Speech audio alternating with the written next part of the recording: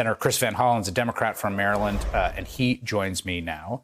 First, Senator, your reaction to Mitch McConnell's speech today and the fact that some group of Republican colleagues who were holding out, I think somewhat preposterously, have now concluded they can no longer. How significant is it?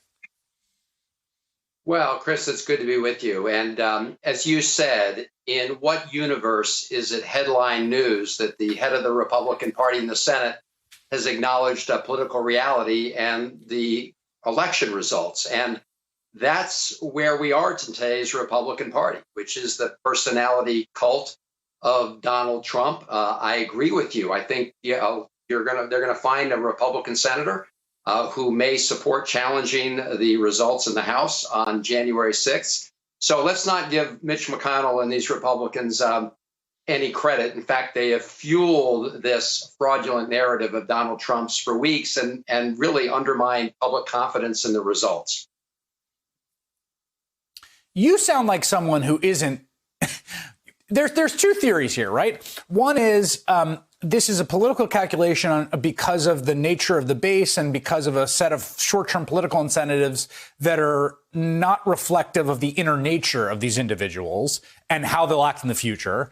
And the other is that, like, the whole thing's rotten all the way through. The faction has curdled. It's become something, toxic and dangerous. And your answer to that first question you sound like you're more in the second camp than the president-elect is. Well, I know the president-elect is going to do everything he can to reach out for the good of the country and try to get Mitch McConnell and others to, support a bipartisan agenda.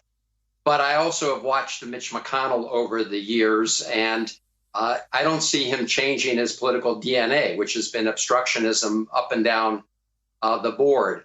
This is a pure political calculation by Mitch McConnell. Today was really his last off-ramp before January 6th. As you pointed out, if he continues to say that, President Trump may have won this election, then on January 6th, if any Republican senator joins the challenge, then we're going to have a vote in the United States Senate. And Mitch McConnell and Republican senators would have to vote to overturn the elections in Pennsylvania, Wisconsin, and other states if they're going to continue to stick with the Trump lie.